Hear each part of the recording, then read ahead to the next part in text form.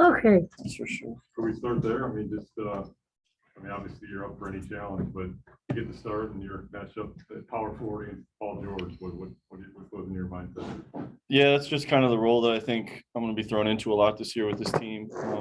Mizo, Wu, Javante, just DJ being thrown on, elite players and on other teams. And, I'm always up for the challenge. I talked about it sometime earlier this year that, I like the challenge. I like the competitive nature of it because I know I have to bring my best. If not, these guys are capable of, having really good games. So just try to do my best. Paul George is all-star, all-NBA, MVP conversation this year for a reason. He's a really good player and he showed it. Just in general, what do you think of your team's response, particularly after what happened Friday in San Francisco? Yeah, I liked it a lot.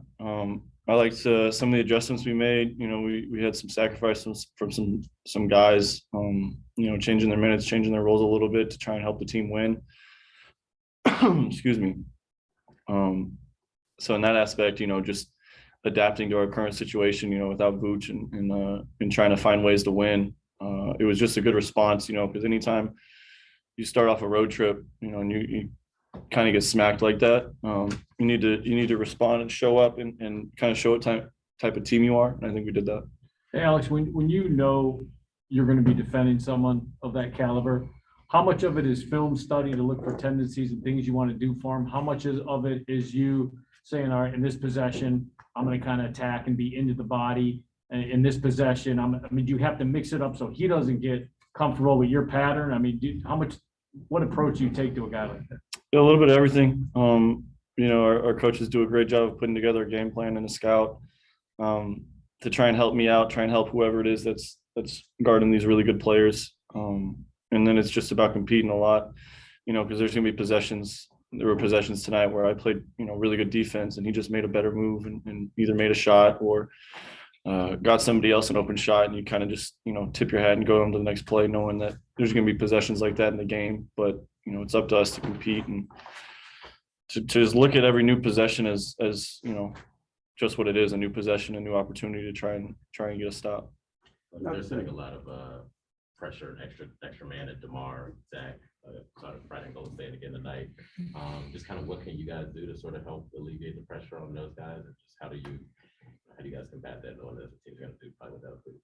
Yeah, we're trying to learn and kind of adapt on the fly. I think we did a better job of getting guys to the middle. It's classic basketball tactics. You get two guys in a trap, you get two outlets on the side, get one guy in the middle, and then it's 4-on-3 on the backside. So you just got to find the shot. And I feel like for most part tonight we did that. I got a couple open shots that I just didn't make.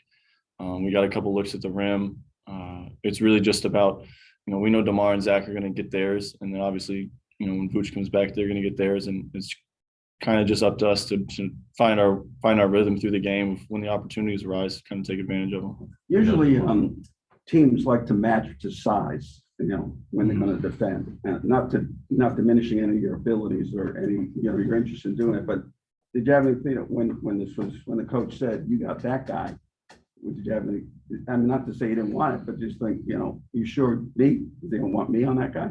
No, that's never my mindset. I've talked about this, in previous years. Just I'm a little naive when it comes to basketball and what I think I'm capable of doing. Every time I get a matchup with a guy, and it just adds the amount of reps that I get guarding them, the amount of times that I've seen them do their moves, do their, get to their comfort spots, kind of see what they like to do. It's just, me adding stuff to the memory bank, me adding stuff to what I know, and how I can guard them better. And, obviously I'm probably not going to match up with guys much bigger than Paul George. He's 6'8", 2 whatever. But no, that never really crossed my mind, whether I'm guarding, Dame, Steph, or, KD, James Harden, Paul George. I kind of just show up and, expect to compete and try to get some stops. Have you ever come into a game? You haven't started a load of games in your career, but have you ever come into a game and said, defended someone better than that, someone a higher level player than that player? Starting a game? Starting or coming in, if did you ever come in and they have to face Embiid or Jokic or, somebody Talking about guys of size. size and talent combination of Paul George, yeah. all-star, all NBA. Yeah, no, 6'8". most times I'm on wings and guards. Just because I'm all of 190. I might even look heavier, but I got skinny legs. I don't have a lot holding me down there. So I don't usually bang down in the post. I'm usually a guy on the perimeter chasing the guards and stuff like that. Alex, I don't know if you guys noticed, there were a ton of Bulls fans here tonight. Yeah, there was a good amount. Yeah. I noticed that. Have you given a thought about what it's gonna be like tomorrow night? I mean, I assume there'll be Bulls fans and also there'll be Laker fans, and I'm guessing a lot of them will be cheering for you. Have you thought much about what tomorrow night will be like? I have thought about it. My bad. Didn't see you in there. I've thought about it a little bit. I know there's going to be some emotions on my part, just as far as, it was a special place for me for 4 years. Anytime you win a championship with the team, it's really special coming back. But then, doing it, in LA with the Lakers, one of the, if not the, historically one of the best franchises in the league. It's really special, and the bond I have with the fans, teammates, coaching staff, player development guys, front office, it's still there. It still resonates. We still have great bonds and relationships with them. So it'll be great to see them. But obviously, when the ball goes up, I'll be pretty focused on the game. You're gonna guard AD tomorrow night? Not by myself. What did you think you saw from DeMar when you came out of that timeout with about 10 minutes to go when they took that lead for the first time? We never panicked. We just came. Like I said earlier, like I had a shot to push it to 4 or 5 points, and I missed, and then they came down and made. And that's kind of the flow of the game. Sometimes sometimes guys have good nights and guys have bad nights. And we came to the timeout, and nobody was really flustered or bothered. We just talked about stuff that we needed to get into, and DeMar and Zach are playing at a really high level, so we know we're going to try and get offense and get them the ball.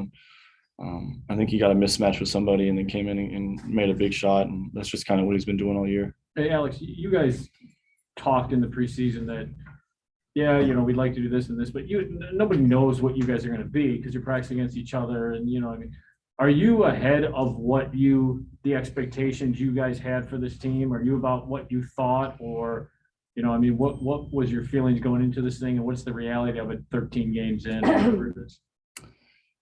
We didn't really set any expectations at the beginning of the year. We talked about trying to grow, trying to live in the moment, and trying to earn everything, and I think we've done a good job of that so far. Excuse me. We really didn't talk about expectations about finishing in the standings, playoffs, chasing whatever. We really have just tried to be really present and really focused, and I think that's probably why we've gotten off to such a good start. Is just trying to figure it out within each other, and we're still growing, we're still getting better. I'm really excited just to kind of see where this team can go. I know it's getting ahead, but I don't know how many teams have beaten the Clippers and Lakers back to back at the Staples Center. How big of a statement would that be if you could do that tomorrow? I don't know so much about statements, but as far as us, playing basketball the way we want to play and showing up and, like I said, being present and just trying to win every moment, that would be great for us. Still coming off of, a really, not a really poor performance, but getting beat like we did in Golden State, coming back and proving that, we're a better team than that. We're resilient. I think tomorrow might be even another test for us on a back-to-back against a good LA team that, after having a little success against the Clippers, we're going to see, how we show up and how we compete. And I think that, if anything, will be more of a statement more than a win-loss. Were you aware that you're leading rebounder for the team? I wasn't, but I saw that I had 9 at the end of the game, and that was surprising. I thought I had like 5 maybe, but 9's a lot. Have you been the leading rebounder often? No, rebounding is not my forte. It's defense, passing, and creating. What do you attribute that to? Playing small and then just trying to be active. I knew the type of competitive effort that we were going to need tonight, and I just found myself, ball bounced to areas where I was at, and I tried to be aggressive and go get it.